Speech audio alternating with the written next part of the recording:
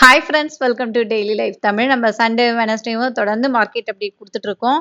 Market வந்து இறங்கிக்கிட்டே இருக்கு. இன்னும் இது என்னலாம் நடக்க போதோ அப்டின்ற மாரி நெறைய வந்து கமெண்ட்ஸ் எல்லாம் போட்டிருந்தீங்க. நெறைய புலம்பி தள்ளியிருந்தீங்க. ஸோ இன்னும் இப்படியே தான் போயிட்டுருக்கு மார்க்கெட். இன்னும் வந்து அப்படி மேல ஏறி வரா மாரியே தெரியல. என்ன நடந்துட்டுருக்கு அப்டின்றத பேசலாம். அருள்ராஜன் சார் இருக்காங்க. வணக்கம் சார்.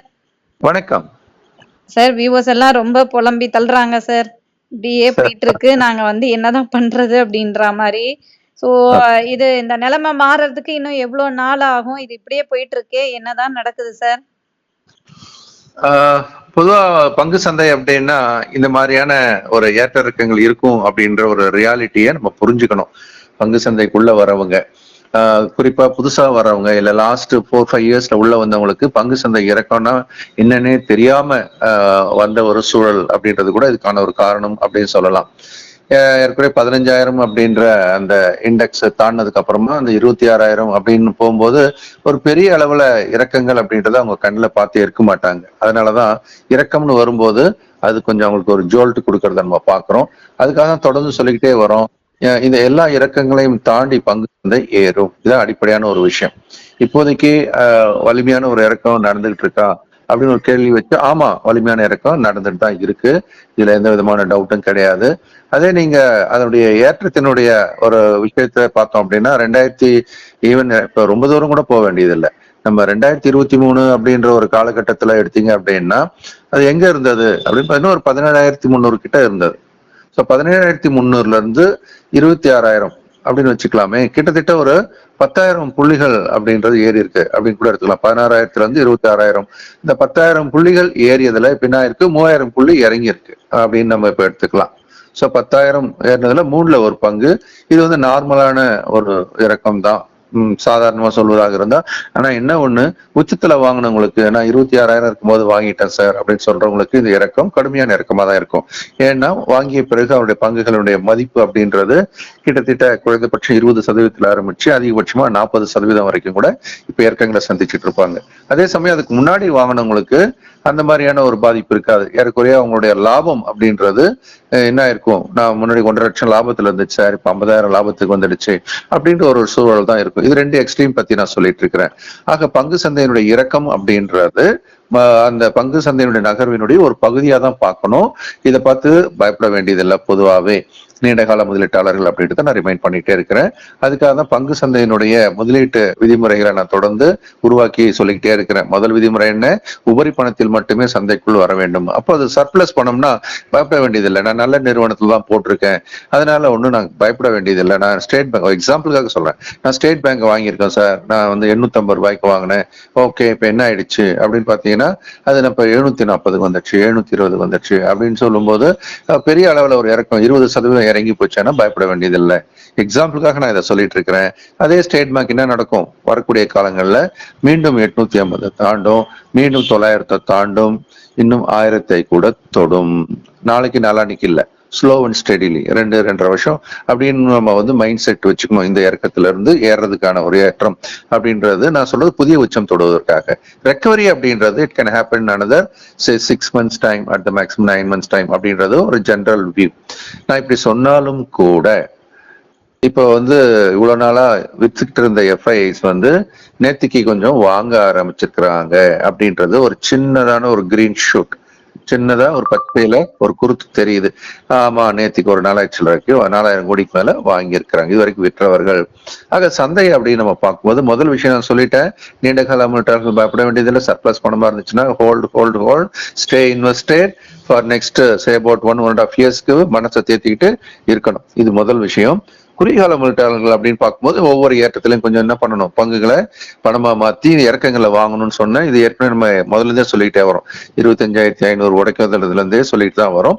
பட் இப்போதைக்கு நிலவரம் என்னன்றதை பார்க்கலாம். இனிமேல் இப்படிதான் இருக்குமா, என்னென்ன ஃபேக்டர்ஸ் எல்லாம் வந்து இப்போ சந்தைக்கு சாதகவாதமா இருக்கு அப்படின்றதையும் நம்ம பார்க்கலாம். முதல்ல உலக சந்தையினுடைய நிலவரம் எப்படி இருக்கு அப்படின்றத ஒரு கிளான்ஸ் பார்க்கலாம். Global market. So global market பொறுத்த வரைக்கும் பொதுவாக சொல்றதா இருந்தாக்கா இதே மாதிரியான ஏற்ற இறக்கங்கள் அப்படின்றது கண்டிப்பா எதுல இருக்கு அப்படின்னு பாத்தீங்கன்னா நம்மளுடைய ஆசிய சந்தைகள்ல இருந்துகிட்டு இருக்கு. ஆசிய சந்தைகளை நம்ம பார்க்குற அந்த ஒரு ஏற்ற இறக்கம் அப்படின்றது யூஎஸ் மார்க்கெட்ல ஓரளவுக்கு ஸ்டெடியா தான் இருக்கு அப்படின்னு நம்ம பார்க்க வேண்டியிருக்கு. அதனால குளோபல் மார்க்கெட்டை பொறுத்த வரைக்கும் இந்த எமர்ஜிங் மார்க்கெட்ஸ் அப்படின்றது கொஞ்சம் ஸ்ட்ரகிள் பண்றது அப்படின்றத நம்ம எடுத்துக்கணும். பட் டெவலப்டு மார்க்கெட்ஸ் எல்லாம் ஓரளவுக்கு ஸ்டெடியா தான் இன்னமும் இருக்கு அப்படின்னு நம்ம எடுத்துக்கலாம். ஏன்னா டவ் ஜோன்ஸ் எல்லாம் பாத்தீங்க அப்படின்னா அதனுடைய உச்சத்துக்கிட்ட தான் இன்னும் இருக்கு. 44,494 சொல்லக்கூடிய வகையில இன்னும் அது உச்சத்துக்கிட்ட தான் இருக்கு. நாஸ்டாக் ஆகட்டும், அதே மாதிரி S&P 500 ஆகட்டும், எல்லாமே இறங்கி இருக்க ஒழிய பெரிய அளவுல இறக்கம் கிடையாது. அதனால குளோபல் மார்க்கெட்ல இந்த பக்கம் யூஎஸ் சைட் பாத்தீங்கன்னா ஸ்ட்ராங்கா தான் இருக்கு. ஏசியன் மார்க்கெட்ல நமக்கு கொஞ்சம் ஒரு வீக்னஸ் அப்பப்போ வந்து போயிட்டு இருக்கு. நம்ம மார்க்கெட்ல அதை விட எல்லாத்த விட அதிகமான ஒரு இறக்கம் இருக்கிறத நம்ம பாக்குறோம். சரி, இது ஒரு பக்கம் இருக்கட்டும். குளோபல் மார்க்கெட்ல நமக்கு பெரிய பயப்படும்படியான எந்த பெரிய செய்திகளும் இப்போதைக்கு இல்லை. நம்ம மார்க்கெட்டுக்குள்ள வந்துருவோம். ஸோ நம்ம மார்க்கெட்டுக்குள்ள என்ன நடக்குது இப்போ? குளோபல் மார்க்கெட்னு எடுத்தீங்கன்னா ஒருவேளை ரஷ்யா உக்ரைன் வாருக்கு ஒரு முடிவுக்குலாம் வந்தது, ஒரு அனௌன்ஸ்மெண்ட் வந்தா கூட அது மார்க்கெட்டுக்கு ஒரு பாசிட்டிவான விஷயமா கூட பார்க்கப்படலாம் அப்படின்றதுதான் குளோபல் மார்க்கெட்டை பொறுத்த வரைக்கும் இது ஜியோ பொலிட்டிக்கல் சிச்சுவேஷன். மற்றபடி யூஎஸ் மார்க்கெட்ல இன்னும் still there economy is good and அவங்களுடைய மற்ற பேராமீட்டர்ஸ், எக்கனாமிக்கல் பேராமீட்டர்ஸ் எல்லாமே கொஞ்சம் ஸ்ட்ராங்கா தான் இருக்கிறதாவே நம்ம இப்போதைக்கு எடுத்துக்கொள்ள வேண்டும். Okay, so coming to domestic factors. Domestic ஃபேக்டர்ல நமக்கு பெருமளவு பாதிக்கக்கூடக்கூடிய விஷயம் எது அப்படின்னு சொல்லும்போது நம்மளுடைய Q2 ரிசல்ட்ஸ் மோசமா இருந்தது. Q2 ரிசல்ட்ஸ் மோசமா, அந்த அளவுக்கு மோசம் அப்படின்னு சொல்றதுக்கு இல்ல. Q2 அளவுக்கு மோசம் இல்ல. அதுல ஓரளவுக்கு அங்கங்க we can see the green patches அப்படின்றதான் செய்தி. அதன் அடிப்படையில பார்க்கும்போது அவ்வளவு மோசமான ரிசல்ட் Q3 எதிர்பார்த்ததை விட கம்மி தான். பட் அப்படி மோசம், மார்க்கெட் கிராஷ் ஆகிற அளவுக்கு அதுல மோசம் இருக்குதா அப்படின்னா அந்த அளவுக்கு பெரிய அளவுக்கு இல்லை. ஏற்கனவே மார்க்கெட் இறங்கியாச்சு. அப்போ இந்த வேல்யூவேஷன் ஒரு வார்த்தையை யூஸ் பண்ணிக்கிட்டே இருக்கிறாங்க. வேல்யூவேஷன் அப்படின்னு சொல்லும் போது இந்தியனுடைய ஸ்டாக் வேல்யூவேஷன் அதிகம் அதிகம் அதிகம், அது அதிகமா தான் இருந்ததா உண்மை. பி ரேஷியோல தான் நம்ம அந்த வேல்யூவேஷனை பத்தி பேசுவோம். அப்படி பார்க்கும்போது நிப்டியோட பிஇ அப்படின்றது கிட்டத்தட்ட அதனுடைய உயர்வு அப்படின்னு பாத்தீங்கன்னாக்கா 24, 25 அப்படின்ற அளவுக்கு அது மேல போனதை பார்த்தோம். இப்போ நிப்டி பிஇனுடைய அளவு அப்படின்றது அதிகமான அளவு இருந்த ஒரு சிச்சுவேஷனையும் நம்ம பார்த்துட்டோம்.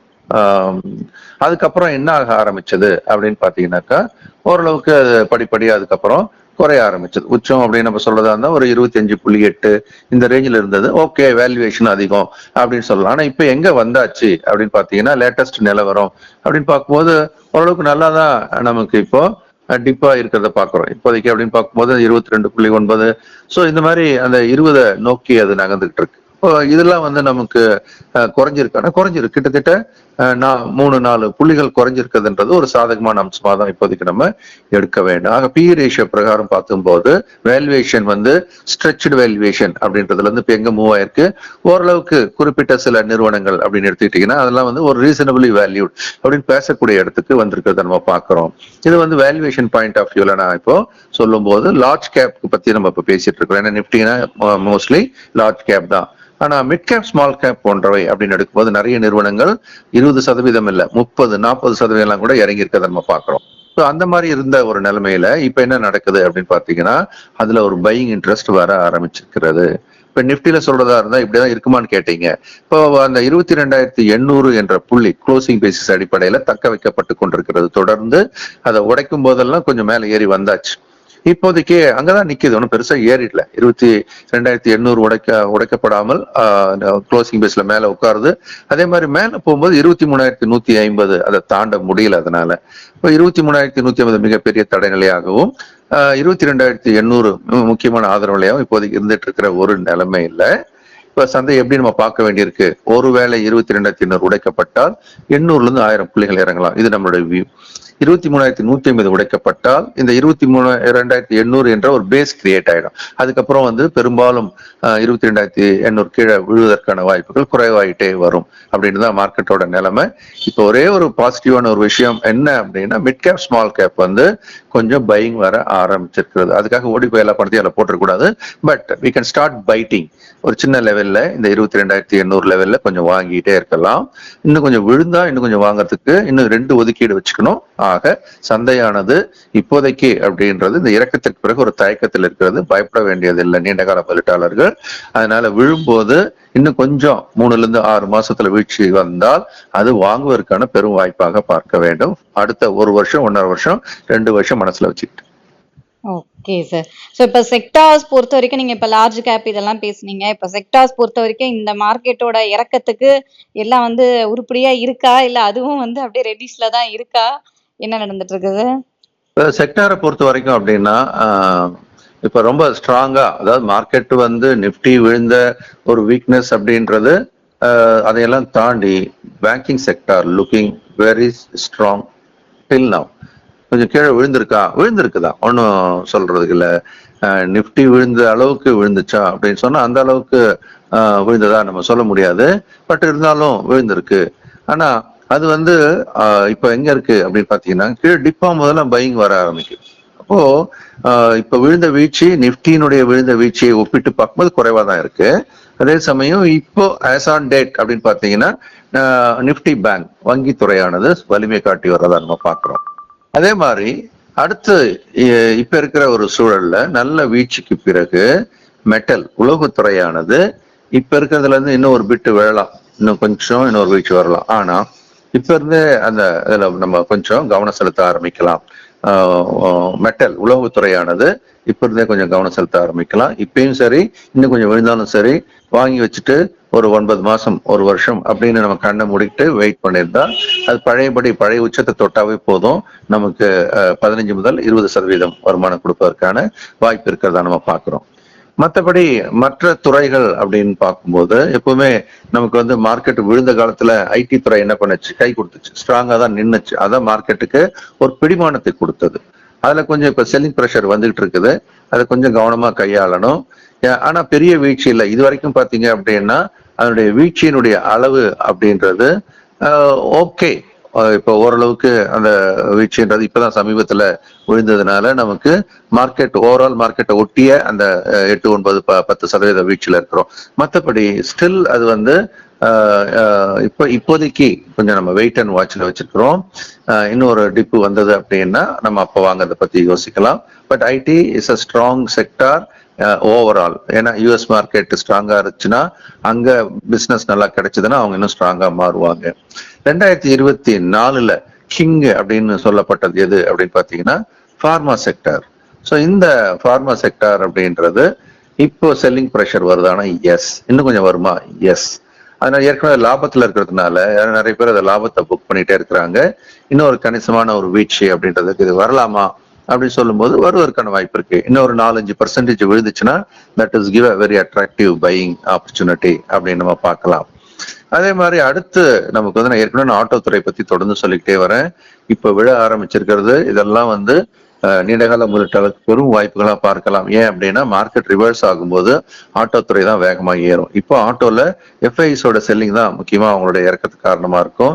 அதுவும் கண்ணா பின்னாடி ஏறிடுச்சு இல்லையா. கிட்டத்தட்ட பாத்தீங்கன்னா 2023 இருந்த ஒரு காலகட்டத்தில இருந்து நம்ம பார்க்கும்போது அது வந்து ஏறக்குறைய டபுள், மோர் தென் டபுள் அந்த மாதிரி ஆயிடுச்சு. ஸோ அதனாலதான் அதுல அதிகமான ஒரு செல்லிங் வந்துட்டு இருக்கு. இருந்தாலும் இது வந்து ஆட்டோ துறை வந்து இன்னும் கூட வேளாண்மை ஒழிய இதுல ஏற்கனவே வாங்கி வச்சிருக்கோம், கவலைப்பட வேண்டியதில்லை. ஆனா கொஞ்சம் கீழே வரும்போது ஆவரேஜ் பண்றது நல்லது. இந்த செக்டார் அப்படின்றது வரக்கூடிய காலங்களில் மிக வலிமையாக திரும்பறதுக்கான கெப்பாசிட்டி இருக்கு அப்படின்னு எடுத்துக்கலாம். இன்னும் ஒண்ணு எஃப்எம்சிஜி மட்டும் இப்போதைக்கு வலிமை கொண்டிருக்கிறது, இன்னும் வலிமை கொண்டவும் வாய்ப்பு இருக்கிறது. மேல ஏற்றத்துக்கான வாய்ப்புகள் மற்ற துறைகளை ஒப்பிட்டு பார்க்கும்போது குறைவாகவே தான் இருக்கிறத நம்ம பார்க்கிறோம். அதனால துறைகளில் அப்படின்னு நம்ம பார்க்கும்போது இப்போதைக்கு வங்கித்துறையை மேல கையில பிடிச்சிக்கலாம். மெட்டல் அப்படின்றது 2வது இடத்துல இருக்கிறத நம்ம பார்க்கிறோம். அப்கோர்ஸ் விழும்போதெல்லாம் கொஞ்சம் கொஞ்சம் பிக் பண்றதுக்கு ஆட்டோ ஃபார்மாவும் கவனிக்கலாம். Okay sir. ஸோ என்ன நடந்துட்டு இருக்கு மார்க்கெட்ல? நீங்க இதெல்லாம் இறங்கும் பொழுது நீங்க வந்து வாங்குறதுக்கு நிறைய வாய்ப்பா பயன்படுத்திக்கலாம் அப்படின்றத சார் சொல்லிட்டாரு. அந்த வாய்ப்பை பயன்படுத்திக்கோங்க. அப்புறம் சடன் நல்லா ஏறும் பொழுது டக்குன்னு அப்படியே வித்துட்டு ப்ராஃபிட்டை டக்குன்னு எடுத்துடணும். இதுதான் வந்து சூட்சுமம். Okay sir. ஸோ நம்மளோட அடுத்து எம்எஸ்எம் கிளாஸ் வரப்போகுதுல்ல சார், அதை பத்தி சொல்லுங்க சார். கண்டிப்பா. ஏன்னா மார்க்கெட்ல இப்போ இந்த ஸ்டாக்கை வச்சுக்கலாமா வேணாமா எல்லாருக்கும் ஒரு கேள்வி வரும். நீங்க யார்கிட்டயுமே கேட்க வேண்டியது இல்லை. உங்களுக்காக அதுக்கு ஒரு கன்விக்ஷன் வர்றதுக்கான ஒரு படிப்பு தான் இந்த மாஸ்டர் ஸ்டாக் மார்க்கெட் ப்ரோக்ராம். ஒரு ஸ்டாக்கை ஃபர்ஸ்ட் வாங்கலாமா வேணாமான்னு முடிவெடுப்பதற்கும் அந்த முடிவு எடுத்த பிறகு வாங்கிய ஸ்டாக்கை நம்ம தைரியமா வச்சுக்கலாமான்றதுக்காகவும் நீங்க வந்து அதுக்கான நாலேஜ் வேணும் உங்களுக்கு. அந்த நாலேஜ் இருந்துச்சுன்னா நீங்க பயப்படாம உங்களோட முடிவை எடுக்க முடியும். அந்த வகையில இந்த master the stock market program நீங்க உங்களுக்கான ஒரு long term portfolio, short term portfolio எப்படி உருவாக்கி அதை மெயின்டைன் பண்றது, ஃபண்டமெண்டலி ஸ்ட்ராங்கான ஸ்கிரிப்பை எப்படி பிக்கப் பண்றது, டெக்னிக்கலா அதை எப்போ என்ட்ரி எக்ஸிட் பண்ணலாம், இந்த மாதிரி நீங்க ஒரு ஃபண்டமெண்டல் அனலிஸ்டாவும் டெக்னிக்கல் அனலிஸ்டா மாறதுக்கான ஒரு பயிற்சி வகுப்பு இது. இரவு 8ல இருந்து 9 மணிக்கு ஆன்லைன் மூலமா தமிழ்ல தான் நடத்துறேன். அதனால வேலைக்கு போறவங்க வேலையை முடிச்சுட்டு வந்துட்டும், வீட்டுல இருக்க ஹவுஸ் ஒய்ஃப் வேலையை முடிச்சுட்டு படிக்கிறதுக்கு ஏதுவாக இருக்கு. இது மண்டே டு ஃப்ரைடே 4 வார பயிற்சி. கூடவே இதுக்கு அடுத்து அப்படின்னு சொல்லும்போது லெவல் 3ல கொஞ்சம் இதை ப்ரொஃபஷனா எடுத்துக்கணும் சார், மார்க்கெட்ல தான் பணம் பண்ணணும் அப்படின்னு சொல்றவங்களுக்கான ஒரு mentorship program stock market for living, அது அடுத்த ப்ரோக்ராமா வருது. Okay sir. ஸோ 2 பெரிய ப்ரோக்ராம் வந்து உங்களுக்கு வரப்போகுது. இதுல வந்து நீங்க யாரா இருந்தாலுமே வந்து 2 கிளாஸ்லயுமே நீங்க ஜாயின் பண்ணிக்கலாம். ஸோ எல்லாருக்குமே வந்து நம்ம வியூவர்ஸ் ஜாயின் பண்றவங்களுக்கு சார் வந்து சூப்பரான ஆஃபர்லாம் வேற குடுக்குறாரு. அதனால என்ன ஆஃபர் தெரிஞ்சுக்கணும்னா இமிடியேட்டா வந்து ஃபோன் பண்ணுங்க, இல்லைன்னா வாட்ஸ்அப் பண்ணிட்டு கிளாஸ் டீட்டெயில் தெரிஞ்சுக்கோங்க. Thank you sir. நன்றி, வணக்கம். ஓகே ஃப்ரெண்ட்ஸ், மறுபடியும் அடுத்த வீடியோல பார்க்கலாம்.